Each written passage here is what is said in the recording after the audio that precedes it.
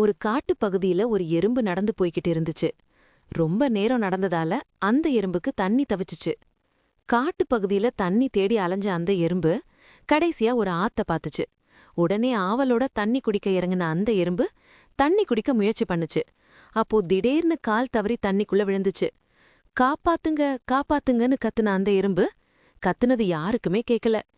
தண்ணியோட வேகம் அதிகமா இருந்ததுனால அந்த ஆத்தோடையே அந்த எறும்பு இழுத்துட்டு போய் ஓரப்பத்தி இழுச்சிட்டு போச்சு. கொஞ்ச தூரத்துல இருந்த இத பார்த்த ஒரு புறா, அடடா, ஒரு எறும்பு தண்ணில தவிச்சுக்கிட்டு இருக்குன்னு பாத்துச்சு. புத்திசாலியான அந்த புறா உடனே ஒரு இலைய பிடுங்கி அந்த எறும்புக்கு பக்கத்துல போட்டுச்சு. உடனே சுதாரிச்ச அந்த எறும்பு அந்த இலைய பிடிச்சு அது மேல ஏறி உட்காந்துச்சு. அப்பாடா, நாம தப்பிச்சோன்னு நினைச்ச அந்த எறும்பு அந்த புறாவுக்கு கை காட்டி தன்னோட நன்றிய தெரிவிச்சுது. சில நாட்களுக்கு பிறகு ஒரு நாள் அந்த எறும்பு காட்டு வழியா நடந்து போறப்ப ஒரு வேடனை பாத்துச்சு.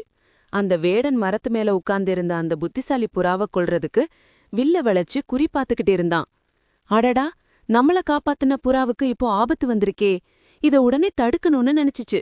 உடனே வேகமா அந்த வேடன் கால் மேல ஏறி பலமா கடிச்சுச்சு. அப்பத்தான் அம்பு எய்றதுக்கு குறி பாத்திருந்த வேடன் வலி தாங்காம டக்குன்னு அந்த வில்ல விட்டான். உடனே திசை மாறி போன அந்த அம்பு புறாவுக்கு பக்கத்துல போய் விழுந்துச்சு. அடடா, நம்மள காப்பாத்துனது யாருன்னு பாத்துச்சு. ஆஹா, நம்ம நண்பன் எறும்புதான் நம்மள காப்பாத்துனதுன்னு பாத்து அந்த எறும்பு நன்றி சொல்லுச்சு. அதுக்கப்புறமா அந்த எறும்பும் புறாவும் ரொம்ப நல்ல நண்பர்களா வாழ்ந்து வந்தாங்க. குழந்தைகளா, இந்த கதையில நாம என்ன தெரிஞ்சுக்கிட்டோனா, நீங்க நன்மை செஞ்சீங்கன்னா உங்களுக்கு நல்லதே நடக்கும்.